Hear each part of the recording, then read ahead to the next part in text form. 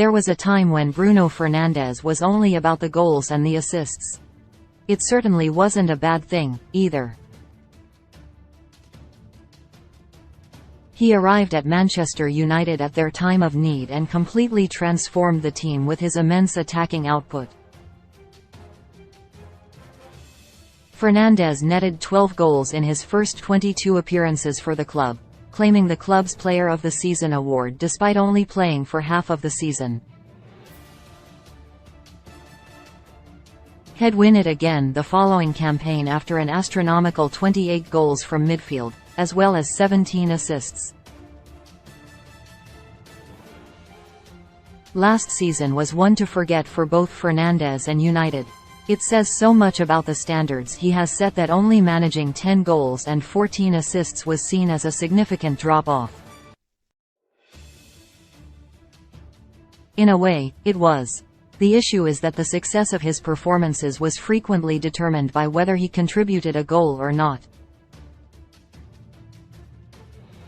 The discussion around him was focused too heavily on what he did in front of goal, and he was too focused on it too, often adopting a selfish approach as he acted like a one-man army to win matches on his own. It meant there were genuine concerns about Fernandes' long-term role under Erik ten Hag this season and, at first, he did look like an awkward fit, but then so did the rest of the team. Yet as they began to settle under their new manager, Fernandes began to thrive alongside fellow midfield mastermind Christian Eriksen. There were signs of things to come, and the arrival of Casemiro proved to be the final piece of the jigsaw in establishing a midfield trio of intelligent footballers who are all on the same wavelength. United have yet to lose a match in which all three have started together. The success of Eriksen and Casemiro has taken away the limelight from Fernandes somewhat and goes some way toward explaining why the Portuguese was not nominated for the Premier League Team of the Season this week. Fernandes did not make the final 40-man shortlist, of which 12 players are midfielders, but the likes of Rodrigo Bentancur, Kai Havertz and James Maddison were picked ahead of him. A quick glance at the stats shows that Fernandes looks to be on course for a season similar to last, widely labeled a disappointing one, with 10 goals and 13 assists to his name.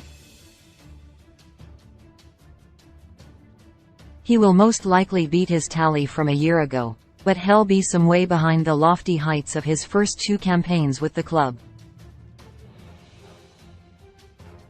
Yet ask anyone who has watched United this season about their midfield magnifico and they will speak glowingly about his understated brilliance, the unsung hero of Ten Hag's triumphant teams. The 28-year-old has not only relished the responsibility of captaining his side for most of the campaign, but he has also shown great adaptability and selflessness by filling in wherever he has been needed. Most of his appearances have come in his favored attacking midfield role, though he has now started 6 matches on the right wing as well as 6 in a deeper central midfield role as well. There have also been games where he has drifted over to the left and others where he has pushed up to supplement the attack. If he were asked to don the gloves in goal, you sense he'd probably do that with a smile on his face as well. The biggest change is that Fernandes is now a team player. He has already proven himself in English football and no longer has to grab the headlines every week. He is getting just as much value from doing the dirty work for his side. He is no longer their only creative outlet in midfield, and without as much pressure on his shoulders, his performance levels have actually improved. If he had an elite center forward playing in front of him, then those assist numbers could almost be doubled. United's approach under Ten Hag has also suited him perfectly.